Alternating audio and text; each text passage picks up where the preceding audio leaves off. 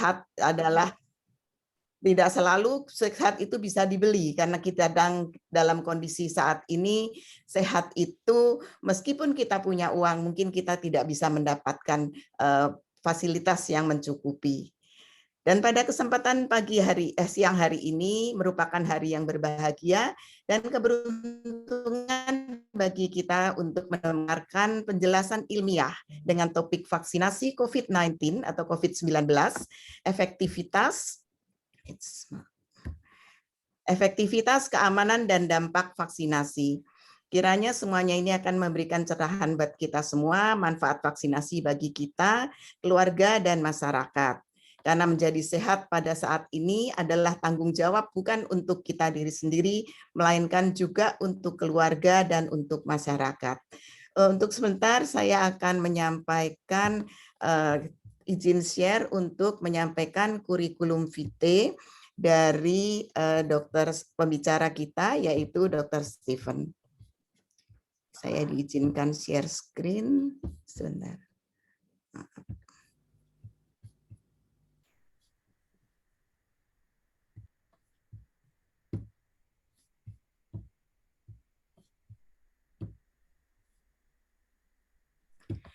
Baik, kita sudah tadi melihat Dr. Stephen. Dr. Stephen ini adalah Dr. Stephen Sumantri, diploma alergi dan asma, kemudian spesialis penyakit dalam, konsultan alergi imunologi, yang tinggal di Lipo Village, Tangerang, lahir 26 Maret 1982, masih muda begitu ya, dan status yang menikah. Nah, ini yang mengagumkan adalah bahwa Dr. Stephen ini adalah seorang ilmuwan yang juga gemar belajar gitu ya, segemar untuk melanjutkan studi. Karena kita lihat riwayat pendidikannya cukup panjang. Jadi setelah lulus dari SMA, kemudian Dr. Stephen ini selanjutnya menempuh pendidikan di Fakultas Kedokteran Universitas Atmajaya tahun 2000 sampai 2007. Kemudian tahun 2009 sampai 2014 studi lanjut sebagai spesialis penyakit dalam di Fakultas Kedokteran Universitas Indonesia. Kemudian pada tahun 2016 juga mengambil diploma alergi dan asma di Christian Medical College, Vellore, India. Kemudian masih studi lanjut lagi tahun 2015 sampai dengan 2020 mengambil program doktoral di Universitas Hasanuddin dan juga sekaligus mengambil studi lanjut lagi untuk konsultan alergi dan imunologi di Fakultas Kedokteran Universitas Indonesia. Sebagai riwayat pekerjaannya, Dr. Stephen ini aktif sejak masa kemahasiswaan. Saya lihat banyak kegiatan kemahasiswaan yang diikuti. Kemudian sejak masih studi di Fakultas Kedokteran pun sudah menjadi asisten di bidang molekular dan selular biologi, anatomi, histologi, dan embriologi. Dan sejak 2014 hingga saat ini, Dr. Stephen adalah dosen di Fakultas Kedokteran Universitas Pelita Harapan dan juga pengajar di Fakultas di Siloam Hospital Karawaci. Kemudian aktif berpraktek dalam bidang yang sesuai dengan bidang keahliannya, yaitu sebagai dokter spesialis penyakit dalam dengan kepeminatan yang lebih mendalam mengenai alergi dan klinikal imunologi, juga HIV di Rumah Sakit Hospital Siloam. Juga dokter menjadi Deputy Head of HIV/AIDS Task Force Siloam Hospital. Kalau lihat penghargaannya, kita tidak mungkin membaca semuanya. Banyak penghargaan yang kalau kita perhatikan adalah bagaimana Dr. Stephen ini mendalami bidang research. Karena memang pengembangan ilmu adalah bidang yang penting, jadi dokter ini adalah yang luar biasa bahwa Dr. Stephen mendapatkan banyak penghargaan di dalam bidang riset juga. Kemudian Dr. Stephen juga aktif terus mengembangkan diri, mengikuti berbagai course, training, workshop, kemudian aktif dalam berbagai organisasi profesi maupun keanggotaan dalam organisasi atau asosiasi internasional. Dan kalau yang lebih mengagumkan buat saya gitu ya, Dr. Stephen ini adalah buat kita semua pastinya sangat aktif membuat suatu publikasi ilmiah. Nah, itu yang luar biasa. Juga ikut menjadi penulis atau autor dalam 2 chapter dalam 2 buku, kemudian mempunyai 11 publikasi artikel ilmiah yang diterbitkan di dalam jurnal ilmiah, melaporkan 5 case report yang juga dipublikasikan di dalam jurnal ilmiah, kemudian turut menyusun suatu konsensus modul mengenai diabetes program, juga tetap sampai sekarang tetap ada beberapa penelitian klinik ya, uji klinik yang sedang berlangsung yang melibatkan Dr. Stephen ini.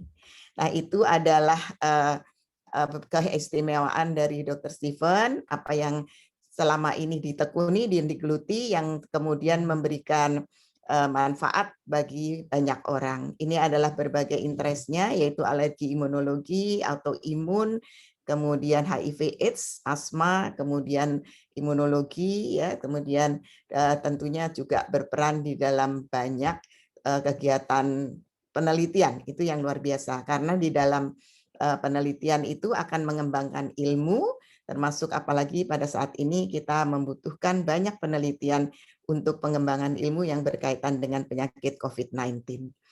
Mungkin itu saja yang akan kami sampaikan. Mungkin masih banyak yang bisa disampaikan karena saya lihat kurikulum vitae-nya sangat panjang dengan banyak prestasi, tetapi kita akan segera mulai saja dengan pembahasan atau penyajian materi presentasi dari Dr. Stephen. Pada Dr. Stephen dipersilahkan, Dokter. Baik, terima kasih Dr. Eli atas perkenalannya yang sangat murah hati. Saya juga banyak belajar. Di sini saya lihat juga ada guru-guru saya, ada Dr. Satya Juwana, yang pada saat saya menjadi mahasiswa, menjadi dekan, yang banyak memberikan bimbingan juga. Selamat siang dokter, semoga dokter selalu sehat selalu. Terima kasih juga kepada umat dari Paroki Santo Kristoforus yang sudah memberikan kepada saya kesempatan untuk boleh sharing sedikit mengenai vaksinasi, terutama dalam hal ini adalah vaksinasi terkait COVID-19. Sorry, share-nya salah. Oke, sebentar ya dok, sepertinya saya salah buka. Oke,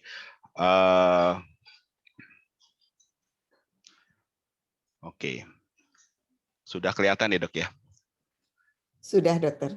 Baik, sekali lagi terima kasih atas kesempatan untuk memberikan sharing mengenai vaksinasi COVID-19. Sebagaimana kita tahu, saat ini COVID-19 terus menjadi sebuah permasalahan baik di tingkat lokal di Indonesia maupun secara internasional. Ada masih banyak hal-hal yang masih harus terus kita pelajari, masih terus kita berkembang, karena di dalam timeline pandemi sebenarnya kita masih berada pada tahap-tahap di tengah-tengah pandemi ini, seperti pengalaman-pengalaman terhadap pandemi sebelumnya biasanya membutuhkan waktu antara 3 sampai 4 tahun untuk sebuah pandemi itu bisa selesai. Tentunya belakangan ini banyak berita-berita yang membuat hati kita sedih, khawatir, cemas terkait dengan perkembangan pandemi COVID-19 di Indonesia. Beberapa media sudah mengatakan bahwa saat ini Indonesia adalah epicenter untuk terjadinya pandemi COVID-19 di dunia.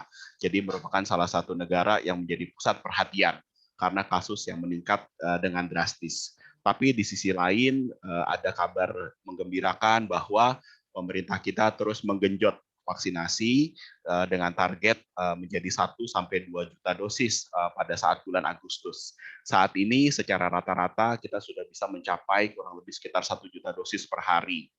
Walaupun jumlahnya secara persentase untuk negara kita kelihatan masih kecil, yaitu 16,1% untuk mendapatkan 1 dosis, dan fully vaccinated itu hanya 6,3%, tetapi secara jumlah absolut tentunya sebenarnya kita mempunyai prestasi tersendiri karena kita sudah memberikan lebih dari 60 juta dosis ya. Kalau misalnya penduduk kita hanya seperti Singapura, kita sudah setiap penduduk sudah berapa kali tuh?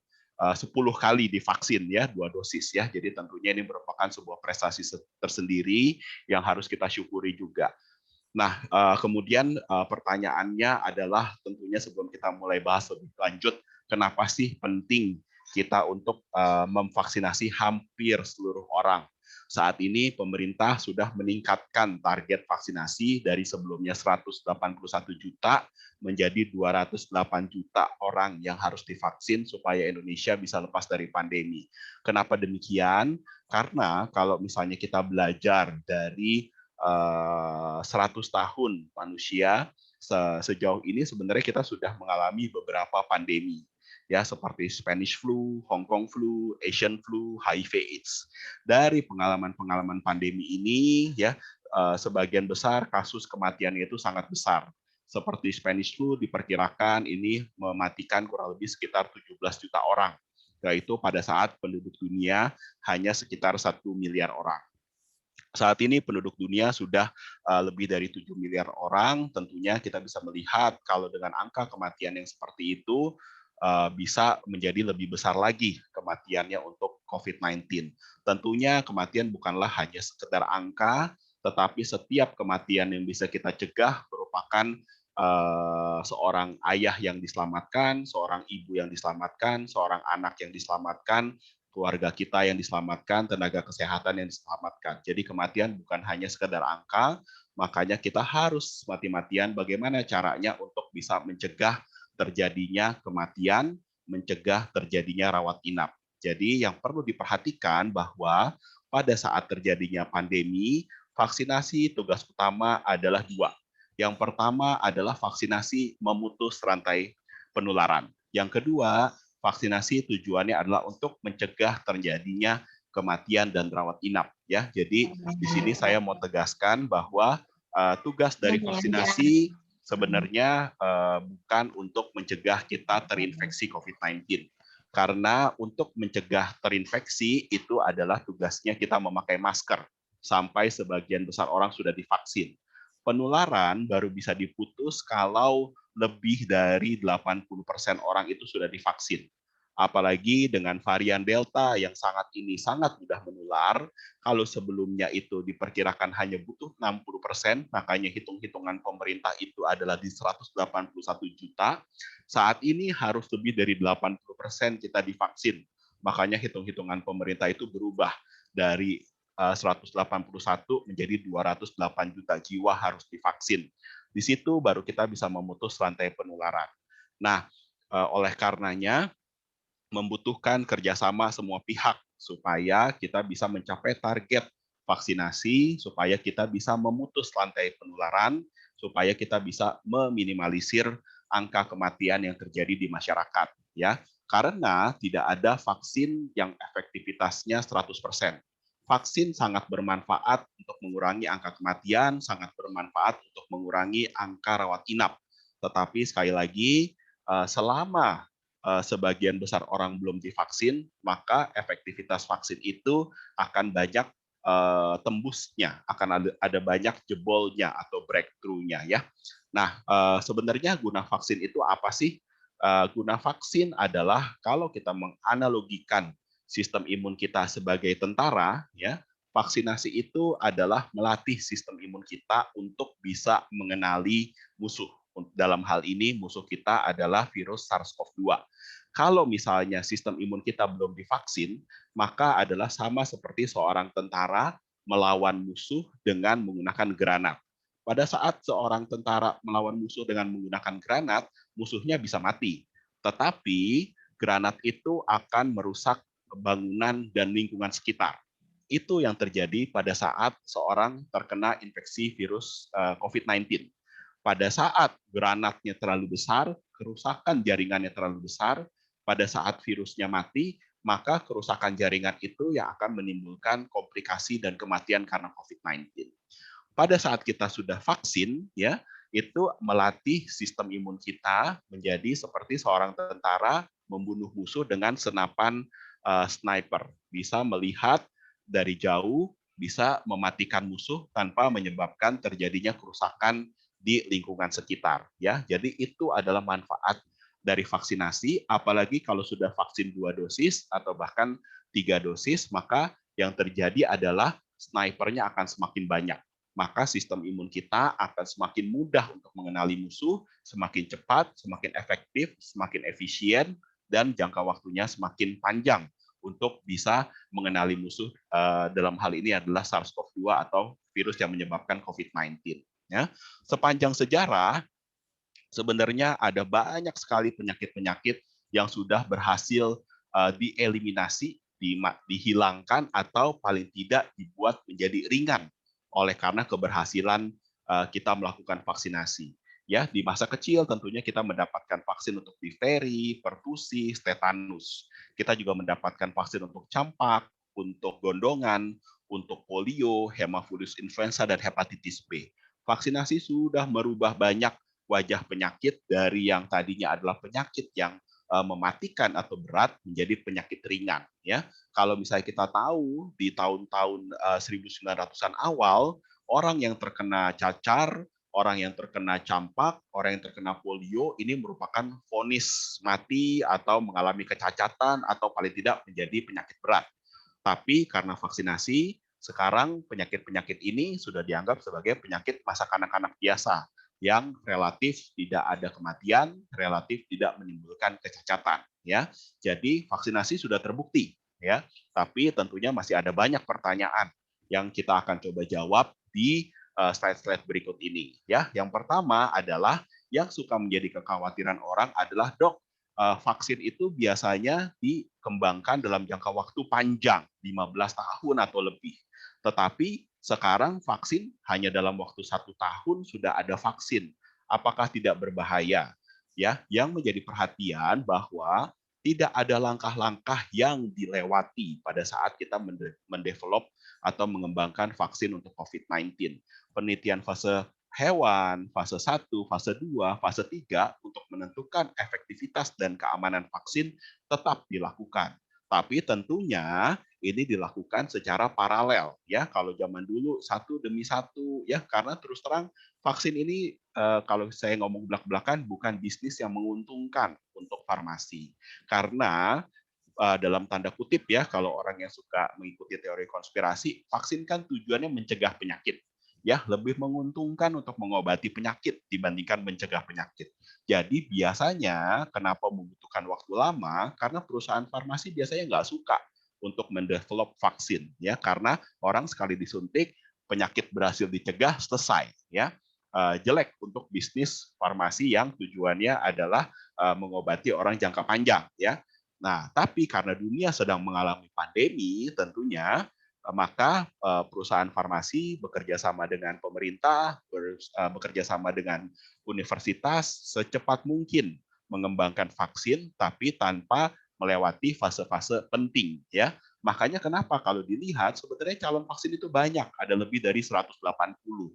Tetapi saat ini vaksin yang berhasil melewati uji penelitian yang ketat itu, yang dibuktikan aman, efektif, itu hanya segelintir. Contohnya ada viral vector vaksin seperti Sinopharm, AstraZeneca, Gamaleya, dan CanSino, dan Janssen ya. Ada juga vaksin inactivated seperti Sinovac dan Sinopharm, ada vaksin mRNA yang teknologi baru seperti Moderna dan Pfizer, dan juga ada vaksin subunit yang juga sebentar lagi akan masuk, yaitu Novavax, dan vaksin yang sedang dikembangkan oleh Indonesia sendiri, yaitu vaksin merah putih. Ya, ini merupakan teknologi yang sebenarnya berada di titik tengah antara keamanan, efektivitas yang paling baik ya. Ya, jadi nanti kita sangat menunggu-nunggu bagaimana vaksin merah putih hasilnya, karena itu akan memberikan kita kemandirian ya di tengah-tengah semua negara saling berebut, negara-negara maju dengan egois mengkeep vaksin untuk dirinya sendiri ya, sehingga negara berkembang, negara miskin kesulitan untuk mendapatkan akses. Nah, dengan kita bisa mengembangkan vaksin sendiri, itu akan menjadi salah satu keuntungan buat kita ya. Nah, secara singkat pada saat ini semua vaksin yang ada, baik vaksin mRNA, vaksin viral vector protein, berhasil mencegah terjadinya kematian dan rawat inap akibat COVID-19. Walaupun kalau kita bicara secara belak-belakan ya, titer antibodinya berbeda-beda. Memang yang paling tinggi adalah dihasilkan oleh vaksin mRNA. Yang kedua tertinggi dihasilkan oleh vaksin viral vector protein seperti AstraZeneca. Yang paling rendah adalah vaksin yang dihasilkan oleh vaksin inactivated seperti Sinovac atau vaksin Sinopharm ya. Tetapi jangan khawatir, walaupun vaksin-vaksin itu antibodinya berbeda-beda, tinggi-tinggian antibodi hanya tujuannya adalah untuk mencegah apakah infeksi tersebut bergejala atau tidak. Tetapi semua vaksin yang ada pada saat ini sudah terbukti bisa mencegah terjadinya kematian, bisa mencegah terjadinya rawat inap. Nah, nanti kita akan lihat bagaimana datanya di Indonesia ya dalam hal serba-serbi vaksinasi COVID-19 di Indonesia. Pada saat ini kita sudah memasuki gelombang kedua ya untuk percepatan ya, yang tadinya 181 juta jiwa yang rencananya akan divaksin ya, pemerintah sudah meningkatkan menjadi 208 juta jiwa ya untuk melawan varian Delta yang nanti kita akan jelaskan kenapa ini menjadi varian yang sangat mengkhawatirkan. Petugas kesehatan secara relatif sudah selesai. Saat ini bahkan diperkirakan kita akan mendapatkan dosis ketiga Moderna. Kenapa? Karena petugas kesehatan berada di lini depan, jadi membutuhkan proteksi ekstra ya. Nah, yang menjadi masih PR ini adalah lansia ya. Jadi lansia saat ini cakupannya masih kurang dari 20%. Ada berbagai macam masalah, mulai dari masalah logistik, mulai dari masalah keengganan, dan juga akses vaksinasi yang ini akan terus menjadi PR kita bersama ya. Saat ini bahkan sudah diperluas ya, kita tahu di Jawa dan Bali saat ini sudah diperluas cakupan vaksinasi bukan hanya untuk usia muda, bahkan sudah masuk ke usia remaja ya, 12 sampai 17 tahun juga sudah divaksin karena risiko penularannya sangat tinggi. Sebagaimana tadi kita sudah lihat bahwa semakin banyak orang yang divaksin, maka rantai penularan akan semakin mudah diputus. Makanya di daerah-daerah yang risiko penularannya tinggi, cakupan vaksin harus lebih besar ya. Nah, saat ini untuk mempermudah masalah akses ya, belakangan kita disorot di dunia karena masalah birokrasi kita masih tinggi ya. Nah, untuk membantu memutus, Kementerian Kesehatan sudah bekerja sama dengan vaskes-vaskes vertikal ya yang langsung dikelola oleh Kemenkes ya untuk bisa memberikan vaksinasi tanpa melihat KTP domisili. Walaupun cukup banyak untuk apa istilahnya sentra-sentra vaksinasi yang masih dikelola oleh Dinkes setempat itu harus masih menggunakan domisili karena mereka harus melayani untuk orang-orang yang berada di lokasinya dahulu ya. Tapi sekarang sudah mulai banyak kantor kesehatan pelabuhan, RS vertikal dan Poltekkes yang langsung dikelola oleh Kemenkes itu bisa memberikan vaksinasi tanpa memandang KTP domisili ya. Tadi kita juga sudah melihat sejak 28 Juni Sinovac sudah bisa dipakai untuk anak-anak usia 12 sampai 17 tahun. Apa dasarnya? Dasarnya adalah penelitian fase 1 dan 2 di China ya yang membuktikan keamanan dan efektivitas vaksin Sinovac untuk membentuk antibodi pada anak-anak usia remaja ya. Untuk usia 3 sampai 12 tahun masih membutuhkan data lebih lanjut ya. Terus bagaimana sih sebenarnya efektivitas saat ini kan banyak orang-orang yang kurang yakin bagaimana efektivitas vaksin. Apalagi vaksin inactivated yang katanya antibodinya lebih rendah ya. Nah, ini sebagai catatan ini adalah data sampai bulan Maret ya.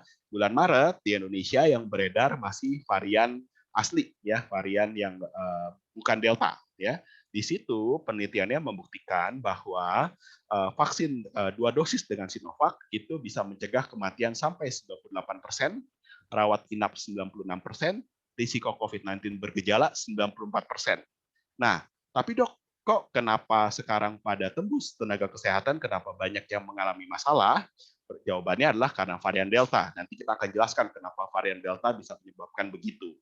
Nah, terlepas dari tenaga kesehatan yang berisiko tinggi, ternyata varian Delta pun sebenarnya sedikit banyak juga bisa dicegah oleh vaksin. Ya, ini kita masih belum data lengkap nih, tetapi data terakhir sampai 8 Juli dari Kementerian Kesehatan ya menunjukkan bahwa vaksinasi ya 2 dosis, ini sebagian besar tentunya yang sudah mendapatkan 2 dosis adalah vaksin dengan Sinovac ya, karena AstraZeneca juga baru dimulai di Indonesia.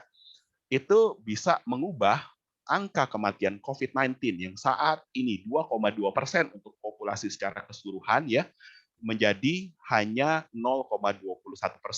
Ya, jadi vaksin saat ini datanya tentunya dengan Sinovac ya 2 dosis itu bisa mengurangi kematian sampai 10 kali lipat dibandingkan orang-orang yang tidak divaksin ya. Nanti kita juga akan melihat data-data dari negara maju yang membedakan bahwa bagaimana efektivitas dari vaksin ya. Jadi secara umum sebagai kesimpulan ya vaksinasi itu merubah ya COVID-19 dari yang sebagian besar orang mengalami gejala minimal mild, moderate ya atau gejala ringan sedang atau bahkan bisa berat, bisa sampai mengalami kematian. Vaksinasi mengubah menjadi sebagian besar orang itu tanpa gejala, sedikit mengalami gejala ringan dan gejala sedang ya. Tapi tetap selalu ada risiko kalau kita berhadapan dengan varian baru yang menyebabkan infeksi lebih meluas, angka kematian, angka rawat inap bisa meningkat ya. Dalam hal ini kita lihat dalam kasus varian Delta ya. Nah, tetapi tetap semua vaksin yang ada merubah COVID-19 ya yang tadinya menjadi penyakit yang sangat mematikan menjadi dalam tanda kutip penyakit yang seperti flu biasa. Walaupun varian Delta saat ini merubah segala-galanya.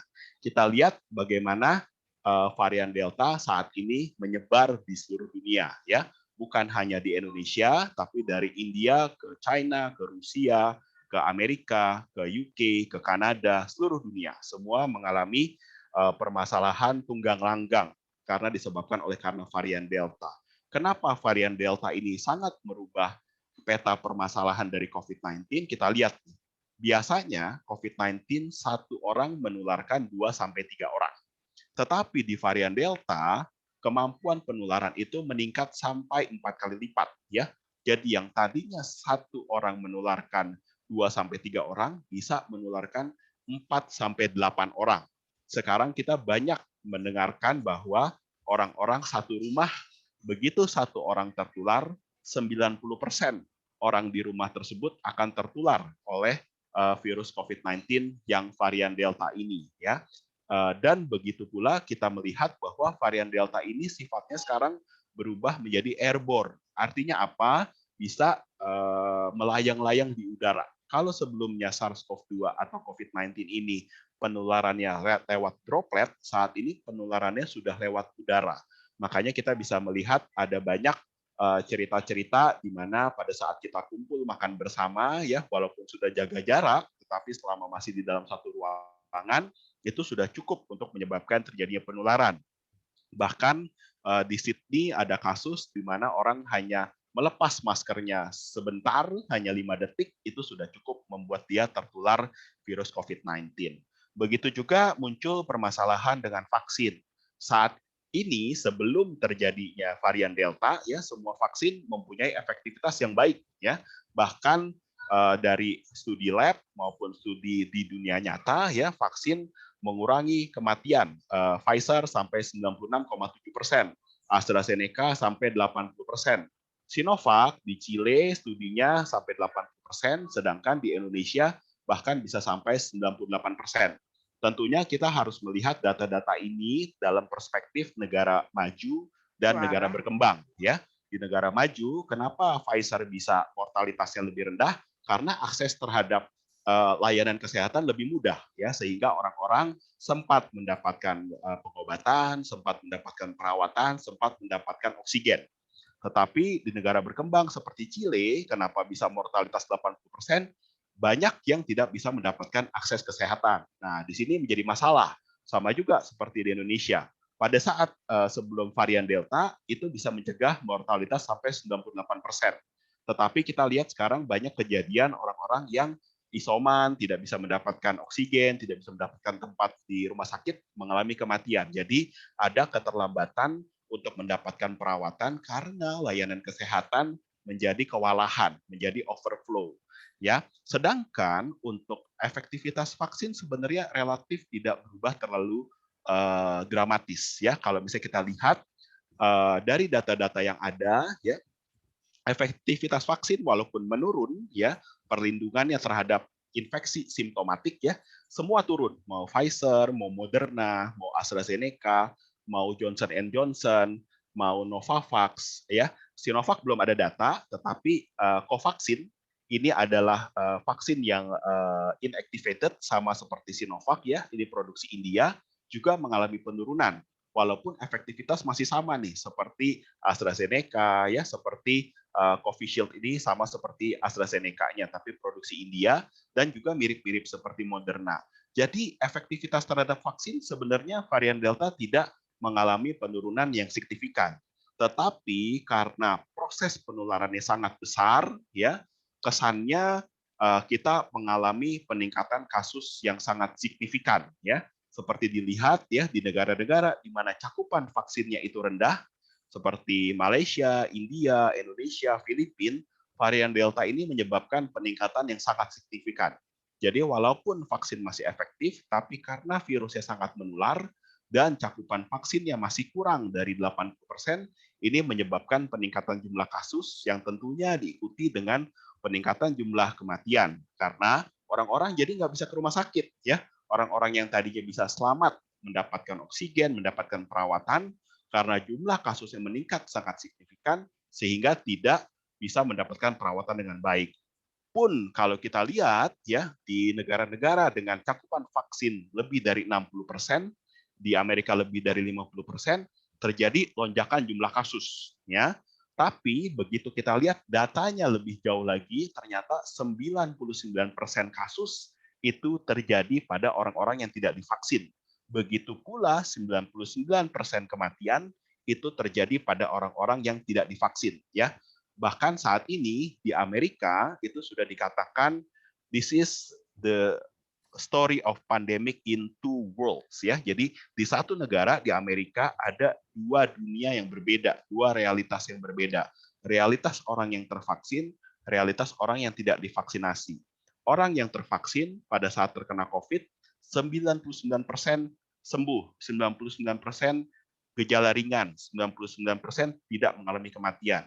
Tetapi orang yang tidak divaksin itu adalah menyebabkan 99% rawat inap dan 99% kematian yang terjadi di Amerika dan di Inggris pada saat ini ya. Jadi di sini kita bisa melihat bahwa pentingnya vaksinasi, pentingnya cakupan vaksinasi di sebuah negara ya. Di sini UK naik gara-gara Euro 2020 ya.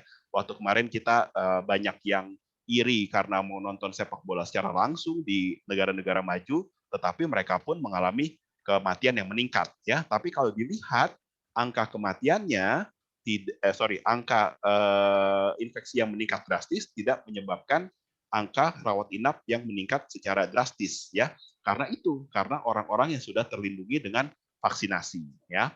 Nah, bagaimana skenario ideal? Skenario ideal adalah kita belajar dari negara tetangga kita ya. Singapura, Australia, New Zealand dan Taiwan. Ini merupakan negara-negara yang kombinasi antara pemeriksaannya baik, perilaku masyarakatnya disiplin, ditambah dengan cakupan vaksinasi yang bagus, maka mereka tetap berhasil mengatasi atau mengendalikan varian Delta yang walaupun sempat menyebar tapi cepat diatasi ya. Jadi kombinasi antara vaksinasi yang tinggi seperti di Singapura maupun disiplin yang tinggi seperti di Australia, Taiwan dan New Zealand ya, ini tetap berhasil mencegah lonjakan kasus yang signifikan ya. Makanya kalau kita dengar beberapa saat yang lalu pemerintah Singapura sudah mulai merencanakan bagaimana bisa hidup normal bersama dengan COVID. Tapi tentunya ini bukan merupakan sesuatu yang seperti membalikan telapak tangan ya. Karena rencana pemerintah kalau waktu itu di media sosial rame adalah orang-orang, wah kalau gitu kita sudah bisa buka masker sekarang. Karena pemerintah Singapura aja sudah bilang bisa hidup normal dengan COVID-19. Tapi kita lihat di sini adalah mereka drawing roadmap, jadi sebuah rencana dengan menggunakan vaksinasi secara masif ya, sebagian besar warga negara divaksin, melakukan testing, treatment, dan social responsibility. Artinya apa? Tanggung jawab sosial. Tadi saya senang sekali mendengar statement dari Pak Rizal bahwa saya tidak takut COVID, tapi saya takut menularkan COVID. Ini merupakan sebuah perilaku bertanggung jawab yang sangat baik. Ya, pada saat kita memakai masker, kita bukan takut kita tertular, tapi kita takut pada saat kita menularkan orang lain. Nah, di situ baru kita bisa keluar dari restriksi, dari dari PPKM dan lain sebagainya dengan selamat ya pada saat kita mengkombinasikan cakupan vaksinasi yang luas, testing dan treatment yang baik, dan social responsibility dari masyarakat. Baru pemerintah Singapura merencanakan bagaimana kita bisa bertransisi menjadi hidup bersama dengan COVID-19 ya. Jadi sebagai kesimpulan adalah saat ini kita masih panjang untuk menjalani pandemi ini. Beberapa prediksi ahli dari sampai 2022 kelihatannya berubah karena varian Delta ini mungkin bisa jadi lebih panjang, bisa sampai 2023. Jadi harus tetap semangat ya, jangan kendor dulu. Kenapa? Karena memakai masker, menghindari massa, menjaga jarak, mengurangi mobilisasi dan mencuci tangan saat ini tetap prosedur pencegahan yang paling efektif ya. Sampai nanti kita sebagian besar ini 208 juta jiwa sudah tervaksin ya, atau minimal 70-80% populasi lokal sudah tervaksin, baru kita bisa transisi untuk menjalani hidup normal bersama dengan COVID-19 seperti influenza ya. Nah, kuncinya adalah saat ini selain kita implementasi penuh protokol 5M, kita juga jangan pilih-pilih vaksin ya. Kita ambil vaksin apa yang ada, begitu kita dapat lakukan vaksinasi sambil terus kita melakukan protokol 5M secara disiplin. Supaya apa? Supaya cepat 80% bisa tervaksin, supaya cepat kita bisa keluar dari pandemi ini dengan selamat semuanya. Baik, saya rasa sekian presentasi dari saya, Dr. Eli. Sudah baik. Terima kasih dokter. Sebentar, Pak.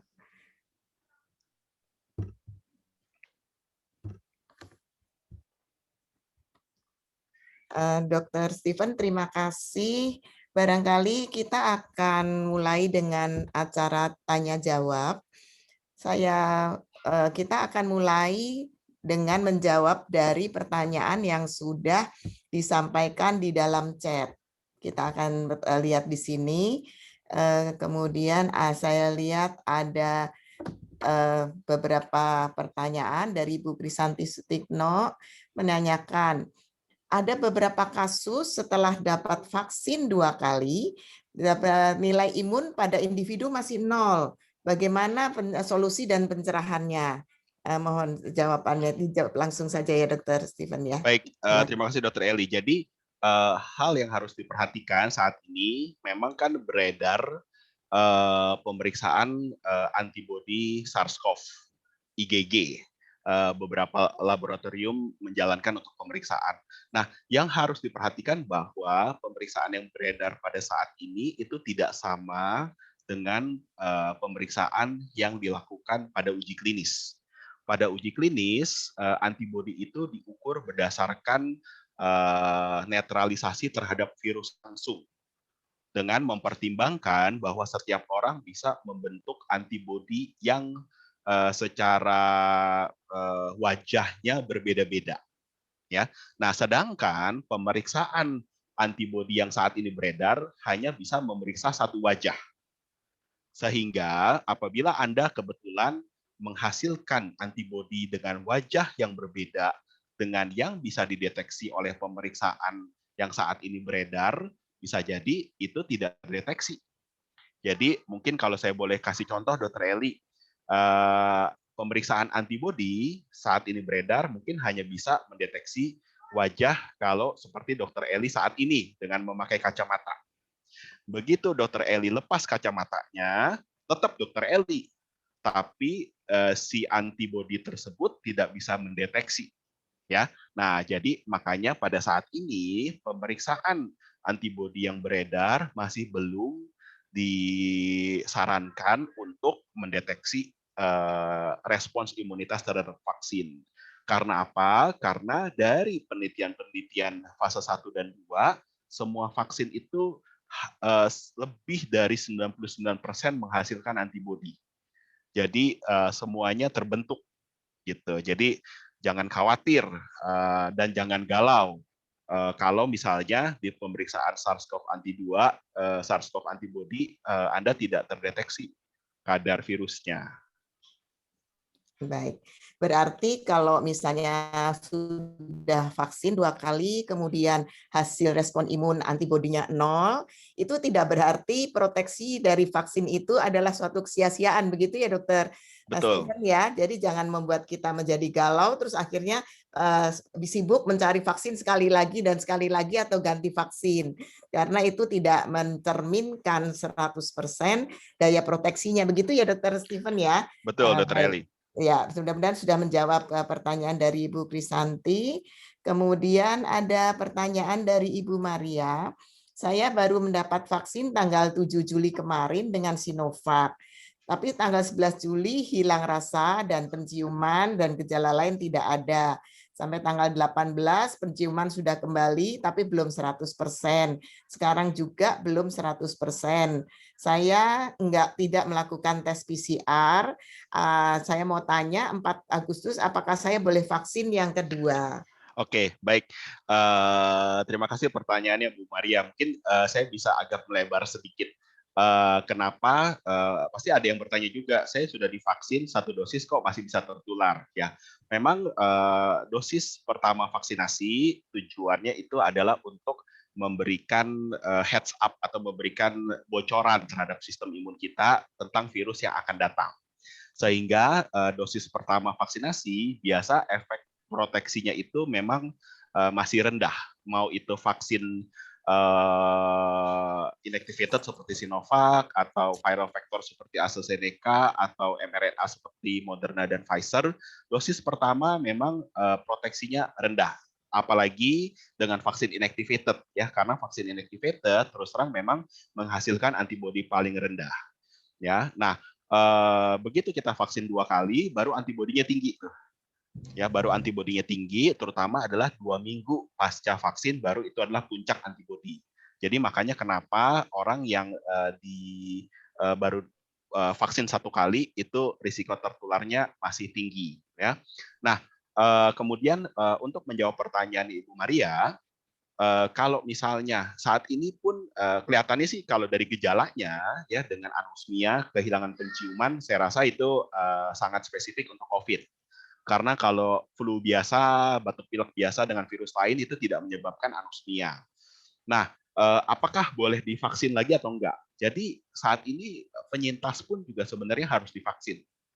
Karena antibodi yang dibentuk oleh penyintas itu tidak lengkap. Dan biasanya bentukan antibodinya dari beberapa penelitian ahli di Amerika, di UK, itu bentukan antibodi dari penyintas COVID itu tidak sempurna. Sehingga seorang penyintas perlu tetap untuk divaksin ulang untuk meningkatkan antibodinya, memperbaiki responsnya, dan memperpanjang masa kadar antibodi di dalam darahnya. Ya, nah kemudian saya rasa juga pertanyaan yang sangat luar biasa dari Bu Maria karena beliau takut menularkan.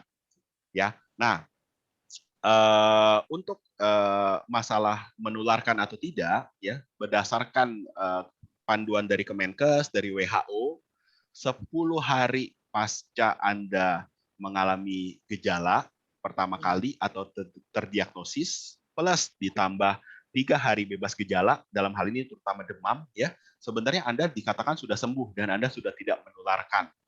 Sehingga pada saat ini, dari Kemenkes, WHO, seluruh badan dunia tidak menyarankan pemeriksaan PCR ulangan untuk mendeteksi apakah Anda sudah tidak menularkan atau tidak. Jadi jangan khawatir. 10 hari dari terdiagnosis ditambah 3 hari tidak ada gejala, Anda sudah tidak menularkan. Jadi kalau mau amannya, ya kita tutup mata deh dok, saya nggak tahu saya ketularannya kapan. Ya 14 hari lah, 14 hari dari pertama kali Anda mengalami gejala, sebenarnya sudah dikatakan sembuh, sudah dikatakan tidak menularkan.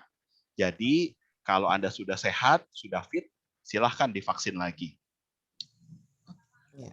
Baik, terima kasih Dokter Stephen. Mungkin sedikit mengembangkan karena banyak yang bertanya barangkali. Kalau misalnya sekarang penyintas sudah sembuh, kapankah sebetulnya kita sebaiknya melanjutkan vaksinnya, entah itu yang pertama ataupun yang kedua, begitu? Oke, baik, terima kasih dok. Jadi waktu di awal pandemi karena stok vaksin langka dan penyintas sudah punya kapasitas antibodi, waktu itu ada peraturan mengatakan bahwa 3 bulan 3 bulan pasca terinfeksi COVID-19 baru boleh vaksin. Ya, dan waktu itu di screening kuesioner vaksin pun juga ada pertanyaan, apakah Anda sudah pernah terkena COVID atau tidak sebelumnya. Ya, saat ini karena stok vaksin sudah aman, pertanyaan itu sudah hilang dari kuesioner vaksinasi dari Kemenkes. Ya, jadi sebenarnya secara tidak langsung mengatakan bahwa penyintas begitu sudah sehat, sudah sembuh, sudah fit, boleh divaksin. Tapi kalau saya biasanya amannya adalah 1 bulan lah pasca Anda sembuh dari COVID-19, pasca Anda sehat, ya supaya kita benar-benar yakin bahwa Anda fit, di situ Anda sudah bisa vaksin. Baik, terima kasih.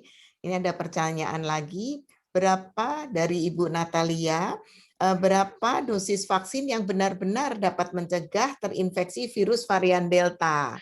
Ya, jadi ini pertanyaan luar biasa juga nih dari Bu Natalia.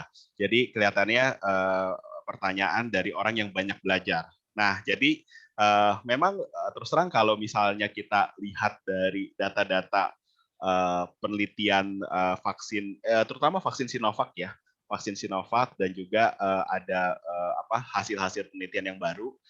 Sinovac ini kelihatannya dosisnya kurang, antara dosis suntikannya kurang atau frekuensi suntikannya kurang. Karena penelitian di China, suntikan ketiga vaksin Sinovac itu bisa meningkatkan antibodi sampai lebih dari 20 kali lipat. Jadi yang tadinya antibodinya yang paling rendah dari semua vaksin yang ada, begitu disuntikan 3 kali, tapi ini penelitian masih ya dok. Jadi jangan diambil ini sebagai sudah praktek apa istilahnya ya, praktek di lapangan gitu. Dari penelitian itu meningkat sampai lebih dari 20 kali lipat. Jadi kadar antibodinya kurang lebih setara dengan vaksin-vaksin mRNA. Ya. Nah, jadi kalau untuk menjawab dosisnya berapa, saat ini saya belum bisa memastikan karena masih dalam fase-fase penelitian, ya kan? Nah, tapi saat ini sebenarnya gini, dibandingkan jenis vaksin, dosis vaksin yang efektif untuk mencegah varian Delta, kalau saya lihat dari tren bahkan di negara maju pun varian Delta juga meningkat, yang memainkan peranan penting sebenarnya adalah seberapa banyak orang yang sudah divaksin. Jadi dibandingkan kita pusing-pusing milih dosis, milih vaksin, tinggi-tinggian antibodi, kita lebih baik fokus adalah bagaimana caranya orang-orang di sekitar kita semaksimal mungkin, sebanyak mungkin pada dapat vaksin. Karena itu yang membedakan tuh. Itu yang membedakan dari sebuah negara yang tunggang langgang karena varian Delta, walaupun sudah pakai vaksin yang dalam tanda kutip katanya lebih bagus, dibandingkan dengan negara yang masih terus bertahan, walaupun pakai vaksin yang dalam tanda kutip sebenarnya antibodinya lebih rendah gitu. Ya seperti kita lihat di Chile begitu. Jadi mereka tetap bisa bertahan dan efektivitasnya tetap bagus, mortalitasnya juga berkurang secara signifikan. Walaupun pakai vaksin yang kata media-media barat antibodinya lebih rendah.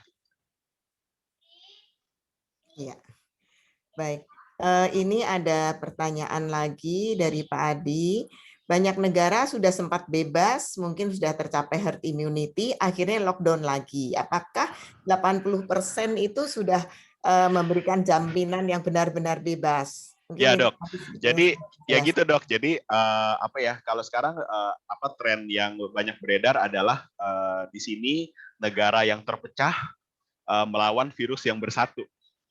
Jadi kalau misalnya di awal SARS-CoV-2 karena satu orang menularkan 2-3, hitung-hitungan kita mencapai herd immunity adalah 60%. Begitu jadi varian Delta, satu orang bisa menularkan sampai 8, itu hitung-hitungannya minimal 80%. Nah, kita nggak tahu nih, kalau misalnya nanti ada varian baru lagi, karena bukan vaksinasi yang menyebabkan mutasi, tetapi virus yang bisa berpindah dari satu orang ke orang lain yang tidak divaksin, itu yang menyebabkan terjadinya mutasi. Jadi makanya kita kejar-kejaran. Dibandingkan saat ini kita khawatir, cukup nggak 80%? Ya kita sampai dulu di 80%. Ya, saat ini pun nggak ada negara yang sudah mencapai 80% nih. Walaupun negara-negara kecil ya, seperti Israel, Singapura, New Zealand pun juga belum mencapai 80% 2 dosis. Jadi ya mungkin kita masih berspekulasi lah kalau misalnya apakah 80% cukup atau enggak. Ya kita sampai dulu nih. Apalagi buat kita yang 2 dosis tuh baru sekitar 6%-an, PR-nya masih panjang. Masih panjang. Masih panjang PR-nya. Benar. Baik, ini ada beberapa pertanyaan yang sebetulnya saya rangkum saja dari Ibu WS maupun Ibu Hertiti yang menanyakan sudah vaksin, ada yang belum vaksin, tapi kemudian terpapar dan positif, apakah kapan boleh divaksin? Tadi sudah dijawab sama dokter ini ya, sama dokter Steven. Ini pertanyaan dari Ibu Arlina. Ini Dokter Arlina apa bukan? Selamat siang. Apakah untuk lansia yang atau kelompok dengan risiko tinggi, apakah memerlukan booster yang ketiga untuk vaksin? Baik dok. Saya rasa itu juga pertanyaan yang sangat baik. Jadi kita tahu bahwa lansia merupakan populasi yang unik. Di satu sisi sangat rentan untuk terinfeksi COVID-19 dan mengalami komplikasi. Di sisi lain sistem imunnya sudah tidak sudah ikut menua lah sesuai dengan usianya, sehingga biasanya respons terhadap vaksin itu juga tidak sebaik orang usia muda. Ya, sampai saat ini data-data yang ada kelihatannya mungkin butuh dosis ketiga, mungkin.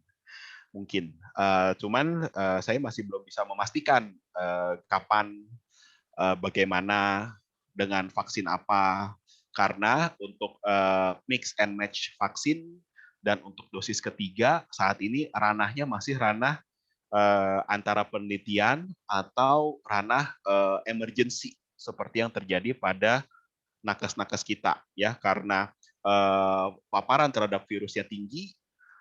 Kita tenaga kesehatan yang setiap hari berhadapan dengan pasien COVID berisiko tembusnya juga tinggi.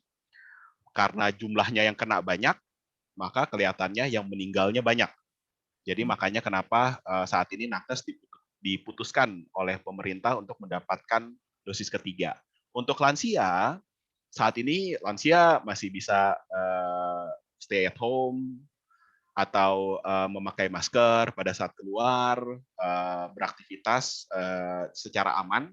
Jadi sampai saat ini saya rasa yang penting dapat 2 dosis dulu lah, itu yang paling baik gitu. Karena lansia walaupun antibodinya tidak terlalu tinggi, sebagian besar lansia masih tetap bisa beraktivitas dengan aman. Sebagai contoh, saat ini kalau kita lihat di tenaga kesehatan pun, para guru besar, dokter-dokter senior yang sudah praktek online saja atau tidak terjun ke lapangan secara langsung, itu korbannya tidak banyak. Yang banyak adalah kita tenaga kesehatan yang setiap hari masih terjun di lapangan. Jadi di situ kita bisa lihat bahwa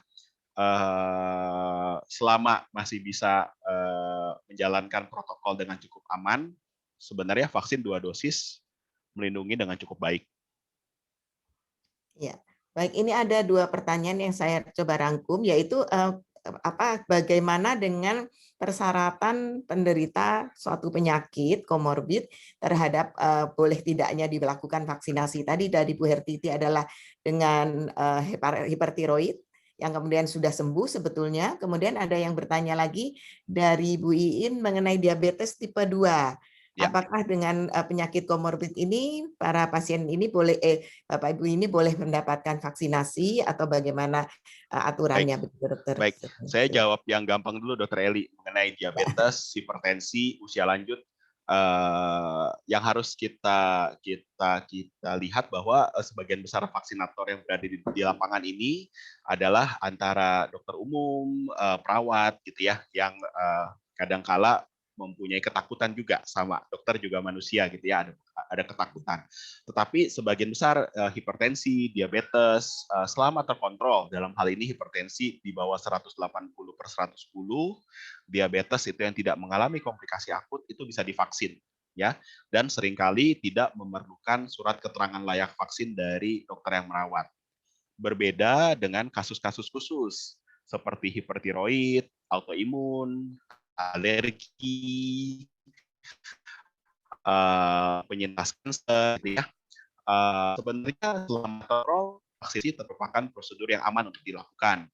Tetapi untuk kelancaran proses di lapangan, ada baiknya memang meminta surat layak vaksin dari dokter yang merawat. Kalau saya pribadi, pasien-pasien autoimun saya, 90% saya bekali surat yang sudah terkontrol. Dan saat ini mereka sudah menjalankan vaksin, ya, pasien-pasien autoimun menjalankan vaksin 2 dosis, sebagian besar tidak ada masalah. Kalaupun ada keluhan, sama keluhannya seperti orang-orang tanpa autoimun yang divaksin. Pegel-pegel, nyeri di tempat suntikan, beberapa mungkin ada yang demam-demam ringan gitu ya. Jadi pun pada pasien autoimun, pada pasien alergi, vaksin aja aman. Apalagi untuk sebagian besar mayoritas orang tanpa kondisi autoimun dan alergi. Tapi bagus minta surat biar lancar di lapangannya. Ya.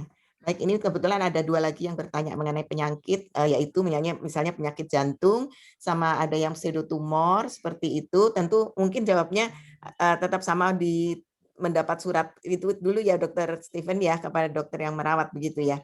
Ya. Baik, itu sekalian menjawab ini. Kemudian mengenai ada yang agak menyimpang sedikit bertanya mengenai efektivitas dari plasma konvalesen dan kapan paling tepat itu diberikan pada pasien COVID.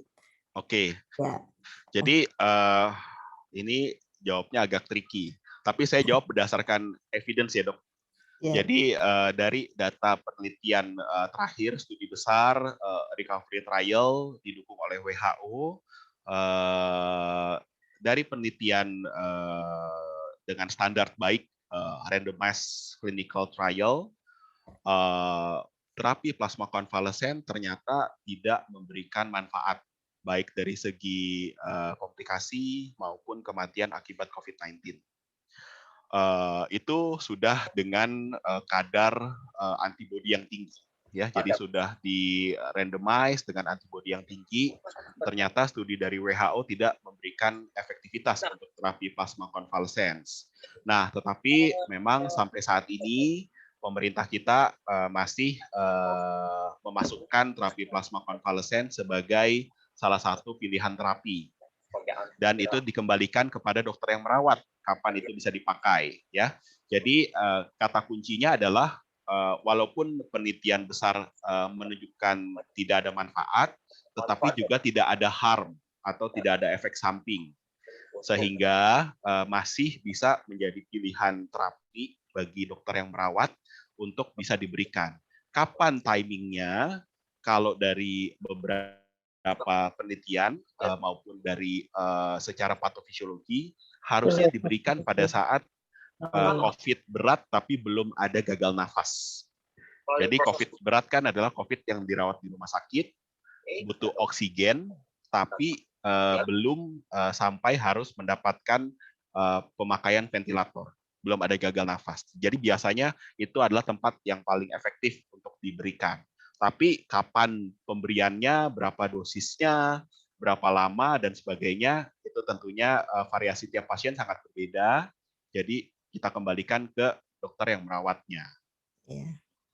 Baik, terima kasih Dokter. Ini masih berkaitan mengenai vaksin. Kita kembali pada vaksin lagi. Ada yang bertanya, kalau sedang hamil 26 minggu, apakah boleh? Kemudian yang sedang menyusui anaknya di bawah 1 tahun, apakah boleh untuk dilakukan vaksinasi? Baik, ya. Jadi kalau edaran terakhir dari Perhimpunan Obstetri Ginekologi Indonesia dan juga dari Kemenkes sebenarnya sudah mengizinkan vaksinasi untuk diberikan kepada wanita hamil dikatakan aman dan keuntungan jauh lebih besar dibandingkan risiko. Karena kita lihat juga saat ini wanita hamil pada saat terinfeksi COVID, gejalanya berat-berat dan tentunya kehilangan 2 nyawa adalah lebih menyedihkan dibandingkan hanya kehilangan 1.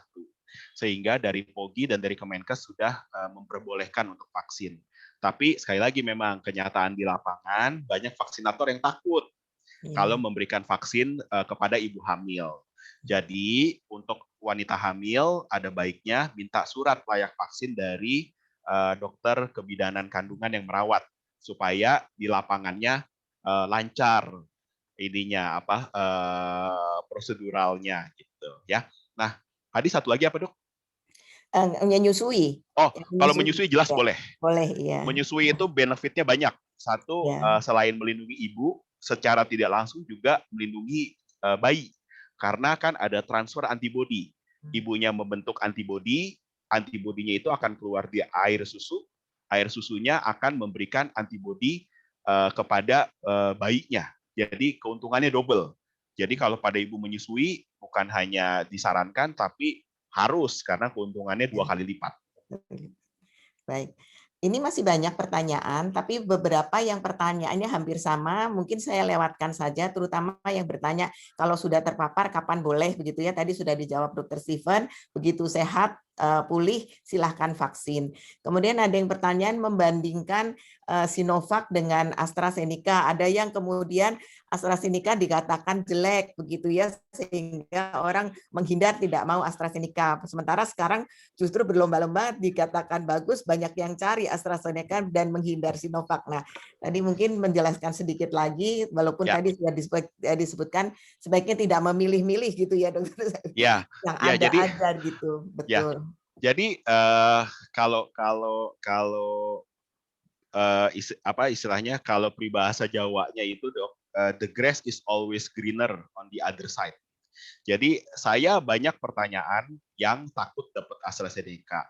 Banyak juga pertanyaan yang takut dapat Sinovac.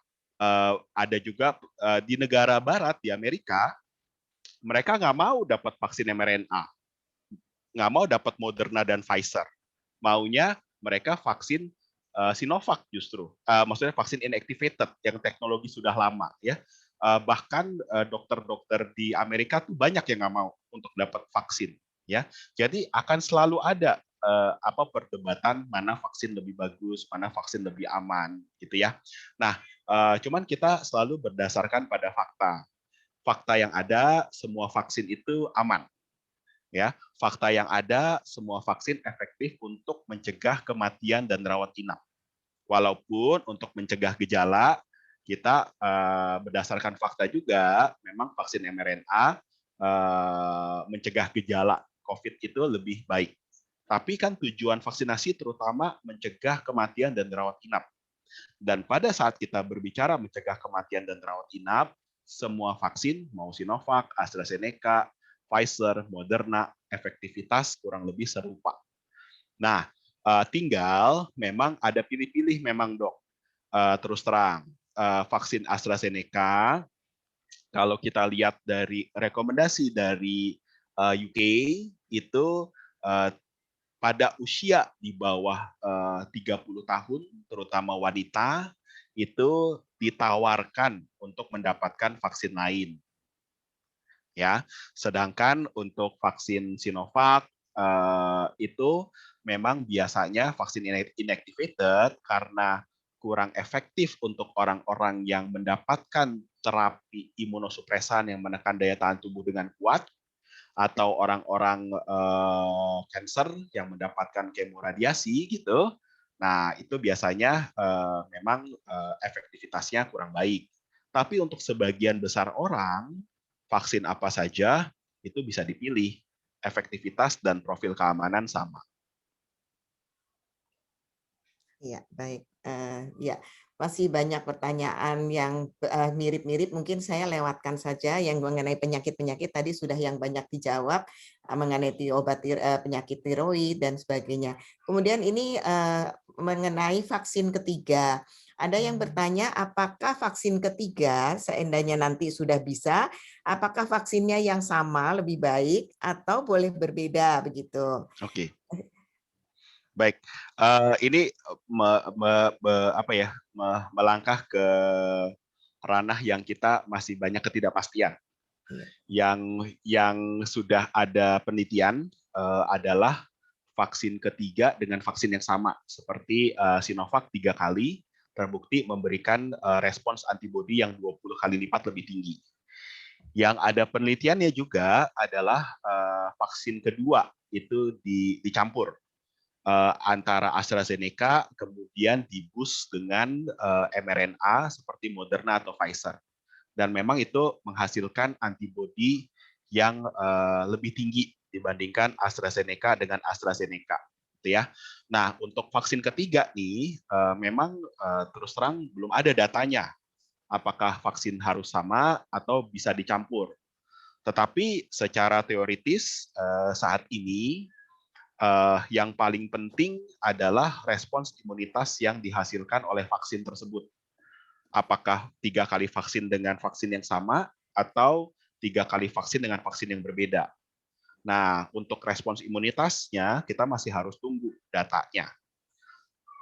Gitu dok. Jadi saat ini saya masih belum bisa menjawab apakah bagusnya 3 kali vaksin yang sama atau 3 kali vaksinnya beda-beda tuh. Nah, soalnya yang baru ada data adalah 3 kali vaksin Sinovac bisa meningkatkan respons antibodi 20 kali lipat. Itu pun belum dipublikasi. Ya. Baru rilis press release, jadi belum masuk ke jurnal. Ya. Baik, ini masih ada lagi beberapa pertanyaan, mungkin saya rangkum saja beberapa yang kalau pada waktu jadwal yang kedua, kemudian terkena suatu penyakit, apakah itu batuk pilek atau sesuatu yang menghalangi karena tidak boleh divaksin gitu ya, dan kondisi sakit, berapa lama kita bisa postpone begitu dokter? Ya, jadi menariknya mengenai sistem imun kita adalah kita punya yang namanya memori. Jadi daya ingat sistem imun jangka panjang. Nah, beberapa penelitian yang ada ternyata semakin lama kita menunda, itu respons antibodi lebih tinggi. Yang ada penelitian adalah 3 bulan dan 6 bulan. Yang lebih dari itu kita masih belum tahu ya. Jangan-jangan setelah itu menurun bisa juga. Jadi jangan khawatir untuk orang-orang yang jadwal vaksinnya tertunda, di vaksin antara 1 sampai 6 bulan itu tetap akan memberikan proteksi. Jadi yang penting Anda tetap mendapatkan vaksin dosis keduanya. Dan ada kemungkinan malah antibodinya lebih tinggi. Tapi saya tidak merekomendasikan untuk Anda menunda-nunda vaksin karena ya siapa yang tahu di antara 1 sampai 6 bulan itu Anda bisa saja terpapar, terkena infeksi, ya malah jadi nggak benar gitu jadinya. Iya, baik dokter. Kemudian ada yang bertanya kalau dia anaknya ini umur 16 tahun baru mau operasi operasi bulan Mei, kemudian vaksin apakah bermasalah? Ini tadi sudah dijawab sebetulnya dokter. Bahwa kalau ada penyakit tapi sudah sembuh pokoknya semua boleh vaksin gitu ya dokter Ya, ya. kalau pasca operasi justru 3 hari pasca operasi sudah bisa vaksin dok. Iya, supaya Ah, jangan sampai terpapar begitu ya dokter iya ya. betul. Iya. Ini mungkin sedikit menyimpang dari vaksin mengenai tata laksana sedikit. Apakah kalau kena COVID setelah sembuh masih harus perlu ronsen paru-paru? Ya, kalau nggak ada keluhan enggak. Bahkan PCR pun 10 hari bebas gejala, eh, 10 hari pasca terinfeksi plus 3 hari bebas gejala nggak perlu diulang, apalagi ronsen. Jadi kalau Anda tidak ada keluhan pasca COVID, tidak perlu pemeriksaan lebih lanjut. Tapi kalau Anda masih ada sesak nafas, masih ada batuk-batuk, masih ada keluhan, mungkin di situ kita perlu melakukan pemeriksaan yang sesuai dengan keluhan pada saat itu. Karena terus terang komplikasi COVID ini banyak nih. Dari ujung rambut sampai ujung kaki, semua bisa kena komplikasi dari COVID. Karena COVID ini bisa menginfeksi seluruh organ tubuh kita. bahkan banyak yang komplikasinya saat ini lebih banyak di otak, atau di jantung, atau di ginjal, bukan di saluran nafasnya. Jadi makanya untuk pemeriksaan lanjutan pasca COVID, nggak ada protokol pasti, tetapi ditentukan sesuai dengan saat itu ada keluhannya apa. Ya, baik. Ini sekaligus menjawab pertanyaan dari Bu Hertiti, karena sudah 24 hari isoman, ada sedikit batuk, apakah masih perlu scan paru? Ya, saya rasa kontrol dulu dok, biar Ya, tahu maksudnya batuknya nih apa nih, apa karena pasca COVID, apa memang kena infeksi virus lain, apa kena infeksi bakteri, kan selalu ada banyak kemungkinan. ya baik. Ini Dokter Satya kelihatannya menyapa Dokter Stephen sebagai muridnya yang paling pandai, salah satu murid yang paling pandai dan membanggakan pastinya ya Dokter Satya. Kebetulan Dokter Satya itu tinggalnya berbeda satu gang sama rumah saya. Jadi saya kenal baik dengan Dokter Satya. Kemudian tapi Dokter Satya juga mengajukan satu pertanyaan. Di lab penelitian, berapa sebetulnya cut off titer antibody yang dianggap efektif? Tahan berapa lamakah efektivitas dari vaksin yang dapat dianggap cukup melindungi untuk COVID-19? Ya, baik dokter. Salam sehat selalu ya dokter Satya. Terima kasih banyak memberikan inspirasi waktu kuliah. Dok, jadi gini, sekali lagi memang ada perbedaan pada saat kita menguji efektivitas vaksin di penelitian fase 1-2 dengan pemeriksaan titer antibodi yang beredar. Titer antibodi yang beredar pada saat ini merupakan pemeriksaan ELISA dengan sediaan ukurannya adalah international unit per mililiter. Sedangkan pada saat kita melakukan uji efektivitas vaksin, itu kita menggunakan metode yang namanya viral neutralization test. Jadi serum dari orang yang sudah divaksin diencerkan 1 kali, 2 kali, 4 kali, 8 kali, 20 kali, 30 kali, 60 kali, sampai titik di mana serum tersebut sudah tidak berhasil menetralisasi 50% virus. Nah, jadi kalau di penelitian, cut off-nya itu adalah perbandingan, dok. Jadi kalau seperti analoginya saat ini adalah seperti pemeriksaan ANA imunofluoresen, ANA IF.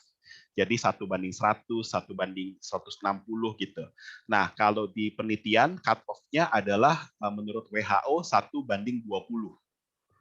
1:20, pengenceran 1:20 virus bisa dinetralisasi. Nah, itu berhasil dicapai oleh semua vaksin yang beredar, seperti Sinovac 1:60, kemudian kalau yang mRNA lebih tinggi, 1:320, 1:240, memang lebih tinggi pengencerannya.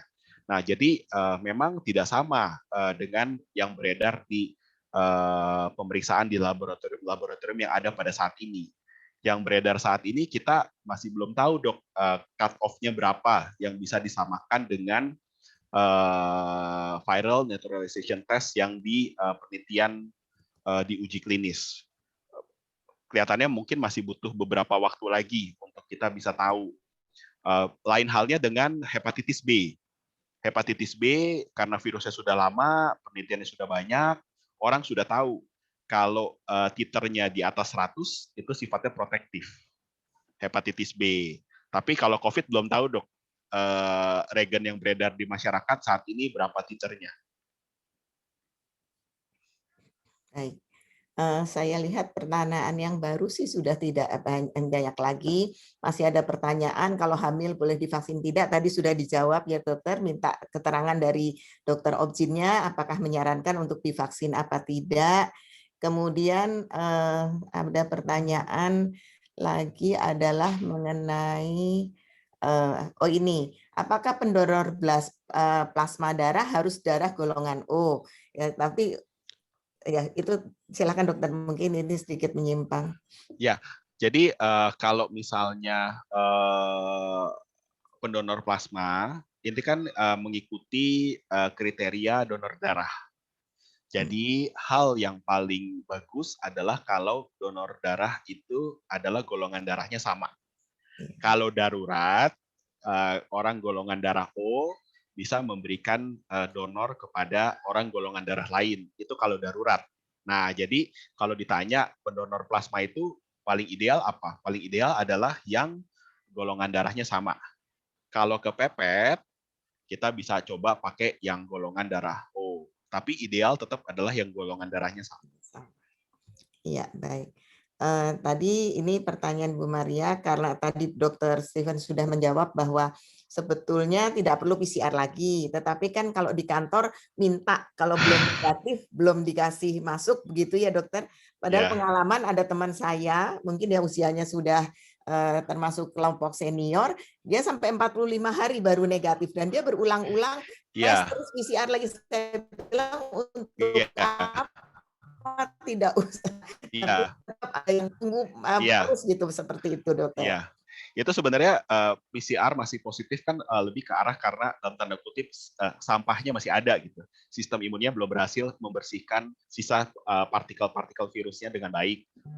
Jadi itu yang sering salah kaprah dan sebenarnya dari Kemenkes dan kalau dari pemerintah bahkan dari pemerintah Jakarta pun juga sudah mengeluarkan statement bahwa tidak perlu untuk dilakukan pengulangan. Jadi di situ mereka memberikan kategori kalau yang sebelumnya pernah terdiagnosis PCR positif 14 hari itu dia sudah boleh masuk tanpa harus PCR ulangan. Kalau yang belum pernah juga adalah 14 hari dihitung dari awal gejala.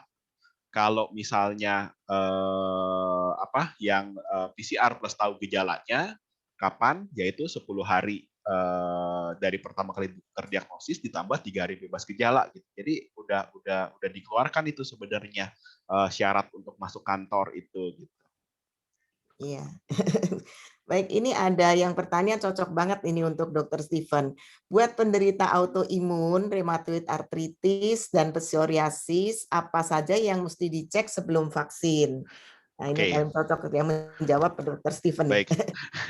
Jadi kalau untuk penyintas biasanya gini, kita tidak harus selalu memeriksa pemeriksaan laboratorium untuk menentukan seorang penyintas autoimun itu remisi atau tidak. Seperti contohnya rheumatoid arthritis, dalam hal ini ibu bertanya, apabila keluhan ibu terkontrol, terkendali, tidak ada sendi-sendi bengkak, aktivitas sehari-hari baik, itu kemungkinan besar laboratoriumnya juga akan baik. Nah, jadi kalau misalnya ibu tanya apa yang harus disiapkan sebelum vaksin, ya kontrol ke dokter yang merawat. Ke dokter yang merawat, dia akan mengevaluasi, dan kalau misalnya layak vaksin, saya rasa nggak harus selalu dilakukan pemeriksaan ulangan. Ada cukup banyak pasien-pasienku, apalagi yang sudah rutin kontrol, begitu gejalanya baik, karena kita sudah tahu riwayatnya, ya pasti yang paling tahu kan dokter yang merawat, karena sudah lama kenal gitu. Kalau kenal sudah sayang gitu kan. Jadi begitu kondisi baik langsung kita bikinin surat tanpa perlu melihat laboratorium. Tapi memang kalau misalnya pertama kali ketemu, tak kenal maka tak sayang, belum tahu, baru pertama kali, ya biasanya kita cek lab untuk kita yakin pasti bagaimana kondisi dari pasien tersebut. Ya, baik. Masih ada beberapa pertanyaan, tapi sepertinya sudah dijawab tadi, tapi ada yang bertanya lagi. Saya izin tidak menampilkan pertanyaan itu dulu, tetapi saya ingin membuka floor dari apa yang mau bertanya langsung, karena rencananya memang akan ada tanya jawab, barangkali ada yang tidak begitu familiar dengan membuat pertanyaan di chat. Kami buka kepada floor dulu, barangkali ada 1-2 pertanyaan yang akan ditanyakan secara langsung. Kalau yang ingin bertanya secara langsung, diperkenankan langsung unmute atau membuka silent-nya sendiri. Silakan. Apakah ada yang akan bertanya? Selamat siang, dokter. Iya, Bapak. Izinnya, Bapak BS, Bapak siapa boleh tahu, Bapak? ya, saya dengan Walman, Ibu Ya, dokter. Ya, jadi begini. Kira-kira tanggal 2 yang lalu saya dinyatakan positif berdasarkan hasil PCR. Nah, 1 hari kemudian karena saya sudah PCR dan dinyatakan positif, istri dan anak-anak langsung saya suruh melakukan PCR. Dan istri saya juga ternyata positif. Puji Tuhan, kedua anak saya negatif dan itu langsung kita ungsikan. Nah, sampai saat ini saya merasakan bahwa virusnya kemungkinan besar menurut saya ini sudah punah, mungkin tinggal bangkainya saja. Meskipun saya melakukan PCR, bisa saja masih positif seperti tadi dijelaskan oleh dokter karena masih ada bangkainya. Tetapi yang kami rasakan, efek dari virus itu meskipun sudah lebih dari 3 minggu masih sangat terasa, Dok. Contohnya adalah saya masih sangat mudah lelah, terus beberapa hari itu sulit tidur sehingga diberikan obat penenang, dan sudah beberapa hari ini mohon maaf saya diare. Dan istri, tadi memang saya sudah sempat tanyakan juga melalui chat, istri saya di dimernya itu sampai 1270 yang seharusnya kan mestinya di bawah 500. Ya, nah pertanyaan saya dokter, apakah memang efek itu karena COVID? Dan saya perhatikan menurut dari cerita teman-teman yang mereka rasakan juga berbeda dari yang seperti yang saya rasakan. Dan istri saya, apakah dedimernya itu tinggi karena memang si COVID ini atau sebab lain? Itu yang pertama. Yang kedua, apakah jika kita dinyatakan terpapar positif, seberapa jauh kita boleh mengkonsumsi antivirus seperti Tamiflu dan lain-lainnya itu, serta azitromisin antibiotik, apakah harus mengalami gejala sedang menuju ke arah berat untuk konsumsi itu, atau kalau gejala ringan kita cukup dengan multivitamin dan olahraga, berjemur, dan menjaga kondisi fisik. Terima kasih pertanyaannya itu, dokter. Mohon penjelasan dan pencerahannya. Ya, baik, terima kasih Pak atas pertanyaannya. Yang pertama adalah memang COVID ini adalah penyakit infeksi yang bisa mengenai seluruh organ tubuh yang kebetulan masuknya lewat saluran pernafasan. Jadi gejala yang dialami oleh Pak Walman setelah terinfeksi COVID masih mengalami kelelahan, masih mengalami mudah lelah, dan juga istri mengalami peningkatan dari D-dimer, ini memang adalah akibat COVID-nya yang kita bilang sebagai sindrom pasca COVID atau long COVID. Sudah mulai ada beberapa penelitian bahwa orang-orang yang pasca terinfeksi COVID itu walaupun ya bahkan awalnya bisa tanpa gejala atau gejala ringan, tetapi bisa mengalami kelelahan berkepanjangan, bisa mengalami nyeri-nyeri sendi, bisa mengalami kondisi kekentalan darah, bisa mengalami berbagai macam bahkan sampai kerusakan paru yang terjadi perlahan-lahan tanpa disadari. Ya, jadi bahkan ini mengenai salah satu mahasiswi kita masih muda, tidak ada gejala, terkena COVID, 10 hari PCR negatif, tetapi 6 bulan kemudian mengalami gagal jantung karena parunya mengalami peradangan yang terus-menerus berjalan. Ya, jadi makanya kenapa penting sekali untuk kita untuk mencegah jangan sampai kita terinfeksi COVID-19 dengan menerapkan protokol 5M dengan vaksinasi, supaya pada saat kita terinfeksi, virusnya secepat mungkin dihilangkan dari dalam tubuh kita. Karena semakin lama virus tersebut beredar, dampaknya bisa makin lama makin panjang. Ya, jadi ini memang merupakan dampak daripada virus COVID-nya itu sendiri. Yang kedua, untuk obat-obatan COVID-19 pada saat ini sudah banyak perubahan.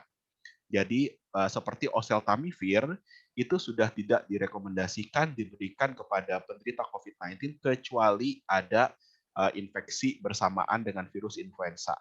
Begitu juga azitromisin tidak diberikan secara rutin kecuali dia ada infeksi dengan bakteri, ya terutama bakteri atipik namanya.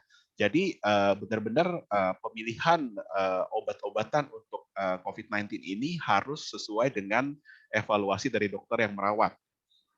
Banyak beredar di masyarakat juga WhatsApp group mengenai obat-obatan paket untuk COVID-19 atau penggunaan steroid digunakan untuk COVID-19. Nah, itu juga harus hati-hati karena sejatinya steroid hanya bermanfaat bila diberikan pada COVID-19 kondisi berat. Yang tentunya pasien COVID-19 kondisi berat itu dirawat di rumah sakit. Karena steroid juga bisa bikin efek samping, bisa bikin pendarahan, penekanan daya tahan tubuh, gangguan metabolisme gula darah gitu ya. Jadi Pak Walman untuk obat-obatan saya rasa didiskusikan sama dokter yang merawat. dan penggunaannya harus benar-benar sesuai dengan indikasi, dan biasanya pemberian antibiotik dan antivirus setahu saya saat ini adalah biasanya 5 hari. Baik itu untuk oseltamivir, untuk favipiravir, ataupun untuk azitromisin pun bila memang ada indikasinya. Baik, Ya, terima kasih Dokter Stephen. Sebetulnya baik, ini ada satu lagi, tapi ini Tambah. mungkin yang terakhir. Maaf Pak ya, mungkin bergilir dulu kepada Bapak Ibu Nurmawati yang sudah raise hand. Tapi ini mohon maaf, ini adalah pertanyaan yang terakhir karena sesudah ini kita masih ada acara, yaitu acara mengenai door prize. Kemudian setelah itu kita mesti mempersiapkan diri untuk kita akan ditutup dengan misa yang akan dipimpin oleh Romo Joni. Begitu ya. Baik, saya persilahkan kepada Ibu Nurmawati. Ya, singkat Ibu, silahkan. Karena sudah raise hand. Silakan dibuka ininya Ibu Nurmawati.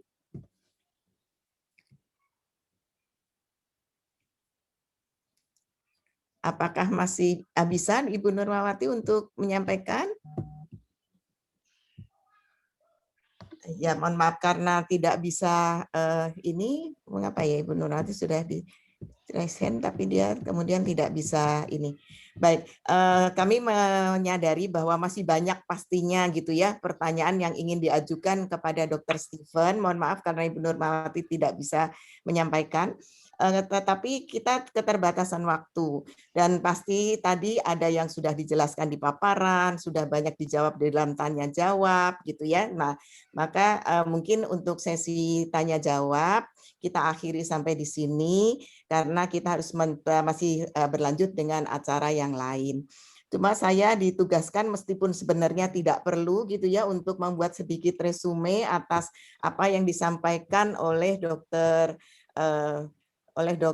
Stephen ini sebetulnya, karena sebetulnya semuanya sudah cukup jelas.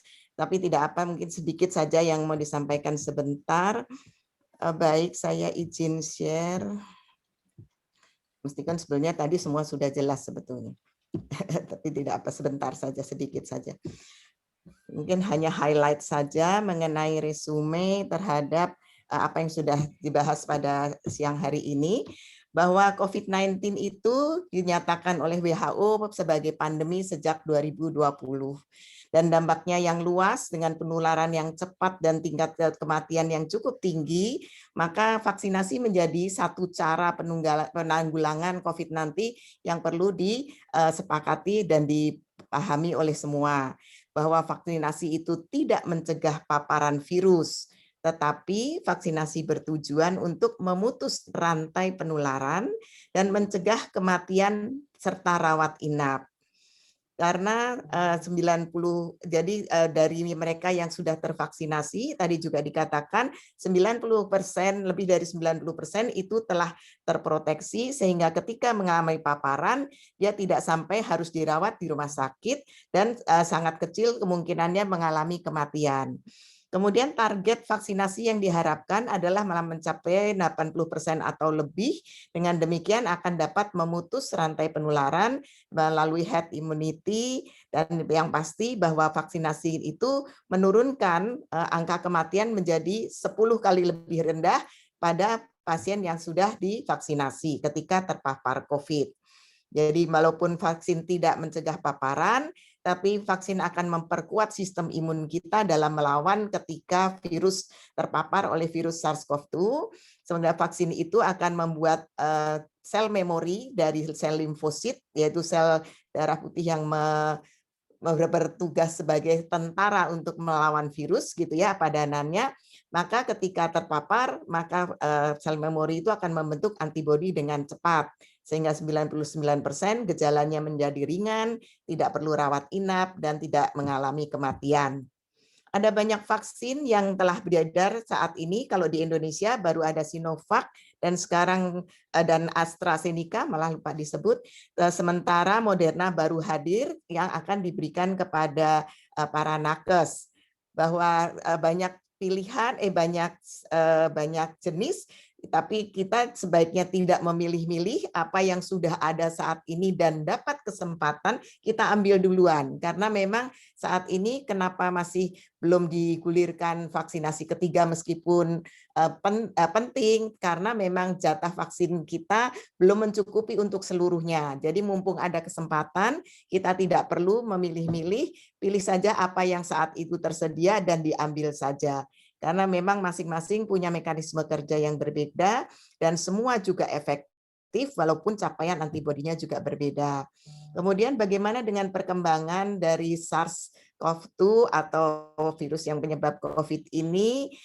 Sekarang yang banyak beredar adalah virus Delta, karena virus itu cepat sekali bermutasi dan yang lebih membuat keprihatinan dari varian Delta ini adalah penularan menjadi lebih cepat, kemudian airborne, jadi dia bisa melayang di udara, bukan hanya droplet, di dalam, terutama di dalam ruangan yang tertutup. Itu yang menyebabkan sekarang ini sebagian besar penularan itu terjadi dalam klaster keluarga. Jadi kalau satu terkena, seluruh anggota keluarga seringkali ikut menjadi terpapar dan positif. Sehingga inilah yang menyebabkan peningkatan kasus yang sangat pesat, terutama pada saat ini kita ada pada second wave, mudah-mudahan cepat berakhir dengan keterbatasan vaskes ini yang kemudian juga akhirnya meningkatkan kematian. Karena rumah sakit semua penuh sehingga ketika ada yang sakit, vaskes tidak mampu untuk menampung dan akhirnya tidak tertangani dan meningkatkan kematian. Maka menjadi tanggung jawab kita semua bahwa bagaimana supaya kita ikut berperan serta dalam menanggulangi penyakit COVID ini, yaitu dengan atas dirinya sendiri saja, artinya tetap jaga protokol kesehatan seperti tadi disampaikan Dr. Stephen. Kita tidak bisa mencegah paparan, tapi kita bisa juga dengan mau bervaksinasi dan mau menjaga prokes, kita menjaga diri sendiri, menjaga keluarga, dan juga menjaga masyarakat sehingga COVID-19 ini bisa kita atasi bersama, kita pasti bisa melewati badai ini dengan selamat begitu. Mungkin itu saja yang mau disampaikan pada hari ini. Sekali lagi terima kasih, kita berikan aplaus dari rumah masing-masing buat Dr. Stephen yang luar biasa yang sudah bergabung dengan kita, memberikan penjelasan dan pemahaman yang begitu lengkap mengenai vaksinasi. Mudah-mudahan bagi mereka para hadirin dan nanti bisa ditularkan pada keluarganya yang saat ini belum vaksin, begitu ya. Tolong ikut ditularkan penjelasannya bahwa vaksin itu sangat baik dan pasti memberikan efek ketimbang tidak divaksin. Karena efek samping vaksin dibandingkan dengan resiko terpapar COVID dan meninggal itu akan jauh lebih kecil. Begitu ya Dr. Stephen ya. Jadi mari kita sukseskan bersama-sama untuk vaksinasi ini. Baik, sekali lagi kita tepuk tangan di rumah masing-masing. Terima kasih Dr. Stephen. Selanjutnya saya kembalikan kepada MC, Bapak Stefanus. Silakan Bapak. Baik, terima kasih Dr. Eli dan Dr. Stephen, luar biasa penjelasan yang sangat ini ya, yang sangat berharga banget dari siang hari ini menjelang sore. Dan tanpa berlama-lama, kita akan masuk ke dalam acara kuis, tapi sebelumnya Bapak Ibu semuanya, para suster, Romo, dan para peserta, mohon diisi dulu form evaluasi acara webinar pada siang hari ini. Karena ini berguna sekali untuk kami panitia, sehingga mengetahui kalau memang bermanfaat, siapa tahu akan dapat dibuat lagi, ya, karena saya lihat masih banyak pertanyaan-pertanyaan juga di antara para peserta. Jadi silakan Bapak Ibu kalau tidak keberatan, kami mohon mengisi yang sudah ada di kolom chat, tinggal diklik saja dan langsung diisi. Sambil Anda mengisi, kami mempersiapkan untuk kuis, dan ingat, di kuis ini ada 3 pertanyaan dan hanya untuk 3 orang pemenang ya kalau tidak salah ya. Untuk itu panggil Dr. Erlina ya. Masih. Ya, terima kasih Pak Rizal. Untuk pertanyaan kuis yang pertama, ini kita dapat hanya ada 3 pemenang. Nah, mungkin yang akan mendapatkan voucher ya. Vouchernya itu nanti kita kirimkan ke rumah karena bentuknya hard copy untuk pemeriksaan antibodi di Biomedica. Terima kasih atas sponsor Biomedica. Nanti pertanyaannya yang menjawab lebih dahulu yang akan kami tentukan sebagai ini ya pemenangnya ya. Ada 3 pertanyaan. Pertanyaan yang nomor 1, sebentar. Dokter Arlina. Erlina, maaf. Jadi Jawabnya yang nanti atau mau jawab langsung menyebut namanya dulu ya dokter ya. Ya, mau di chat atau langsung menurut dokter di mana? Di chat atau langsung dokter? langsung aja. langsung aja ya. Oke. Jadi langsung. Dengan Walman, Ibu. Bentar Ya, Pak Walman. Silakan Pak Walman. Itu Ya. bisa dilihat apa Ya. bahan dasar dari vaksin SARS. Ya, kalau bahan dasar dari vaksin SARS-CoV Sinovac ini, kalau yang saya baca dari literatur adalah virus yang dimatikan. Beda dengan AstraZeneca, dia virus yang dilemahkan. Itu bedanya. Jadi makanya kalau pengetahuan yang saya dapat, kenapa virus vaksin AstraZeneca lebih efektivitasnya lebih baik, karena dia virus yang dilemahkan yang disuntikan ke tubuh kita, sementara yang Sinovac itu adalah virus yang dimatikan. Dalam artian bahasa saya adalah bangkai virus yang dimasukkan ke dalam tubuh kita, sehingga imun tubuh kita itu mengenali ada benda asing yang masuk ke dalam tubuh kita, dengan harapan ketika ada virus itu atau yang sejenisnya masuk ke dalam tubuh kita, imun tubuh kita sudah bisa mengenali virus ini dan melakukan perlawanan. Saya kira demikian, Ibu. Terima kasih. Bapak, terima kasih. Luar biasa jawabannya. Ya betul, bahan dasarnya ada ineffective virus atau virus yang dilemahkan. Jadi kita sudah dapat 1 pemenang, Pak Walman. Nanti mungkin bisa dihubungi nomor telepon dan ininya ya Pak. Oke. Silakan ya, Bapak tolong tuliskan di kolom chat nama dan nomor HP Bapak, Pak. Oke. Kita siap nomor 2 ya, Dok ya? Ya, silakan Pak Rizal. Nah, ini dia pertanyaan nomor 2. Saya dok. 3 bulan. 3 bulan. Siapa ini Pak? Yang menentukan Dokter Erlina ya, tadi siapa yang angkat? Berapa waktu? Ini kan pertanyaan, berapa waktu yang disarankan untuk menerima vaksin COVID? Tadi kalau mendengarkan presentasinya dokter kan pasti tahu. 1 bulan. Direvisi jawabannya. Oke, baik, betul. Jadi kita tidak perlu menunggu 3 bulan, tapi 1 bulan dengan kondisi yang fit sudah bisa menerima vaksin. Bapak Gregorius Justin, boleh silahkan di-chat untuk nama dan Gregorius. Terima kasih. Baik, siap-siap. Yang nomor 3. Silakan, hingga berapa persen vaksin Sinovac dapat efektif mencegah resiko kematian akibat infeksi COVID-19? 80%. Maaf, dengan siapa? Saya dok. Namanya. Ya, Bapak Ignatius. Boleh dijawab? 70%. Belum betul, Pak. Maaf. 80%. Yang menjawab mungkin menyebut nama dulu baru menjawab barangkali ya. Saya bingung. Saya namanya siapa, kemudian jawabannya apa, begitu ya? Karena kadang panitia tidak melihat wajahnya dulu nih. Silahkan. Belum dimulai betul. dengan menyebut nama. Saya dok. Nama Pak. Nama Sebut dulu, nama Pak. dulu. Awan. Saya dok. Ya, namanya siapa Pak? Nama saya Handi. Ya, silakan. Oke. Handi. Jawabannya apa Pak? 90%. Ya, 90%. belum tepat sekali sih. Cuma Natalia 80%. 60%. Ya, saya Yohana. 60% Mulyani. 60%. Ya, 90. belum tepat. Tadi saya kasih clue biar cepat, itu di atas 60%. Siapa yang 98%. Bukan nama dulu. Sebutkan nama, kalau benar tapi tanpa nyebut nama dianggap tidak sah ya. Ya. Stefanus. Saya Only 65%. Tony, dok. Saya dengan Tony. Clue-nya di atas flu-nya di atas 90%, tadi ada di slide-nya. Iya, Natalia, 98%. Siapa itu? Natalia. Ya, Ibu Natalia, benar jawabannya. Bisa tolong dicat, Bu, disebutkan namanya Ya. dan nomor teleponnya. Jadi kita ada 3 pemenang, Pak Walman, Pak Gregorius, dan Ibu Natali. Terima kasih semua. Saya kembalikan ke Pak Rizal. Baik, terima kasih Dr. Erlina. Ya, selamat bagi para pemenang. Jangan lupa silakan menuliskan di kolom chat nama dan nomor HP sehingga nanti dapat dihubungin untuk mendapatkan hadiahnya.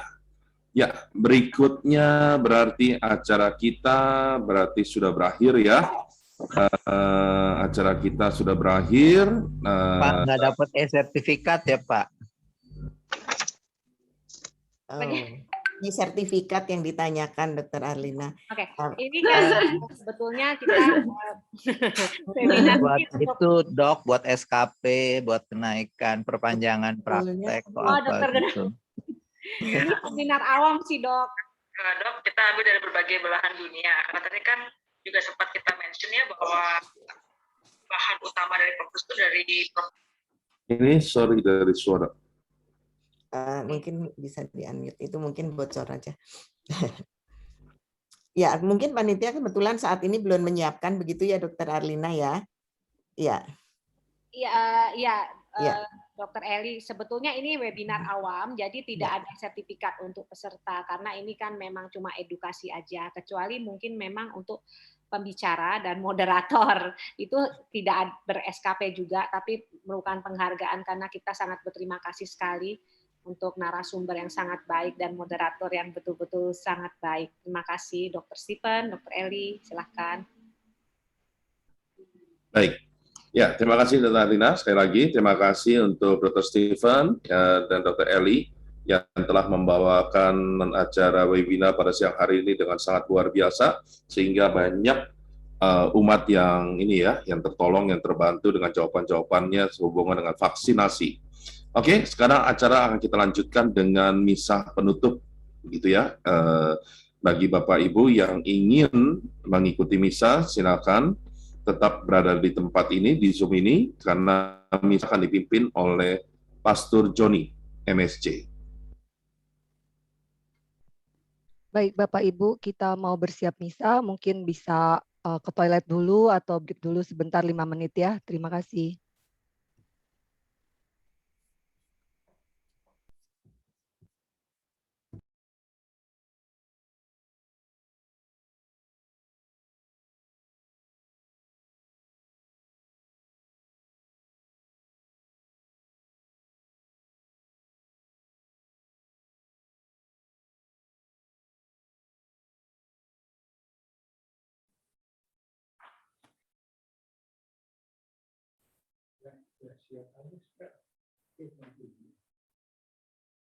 Kita sudah mau siap mulai, sudah selesai.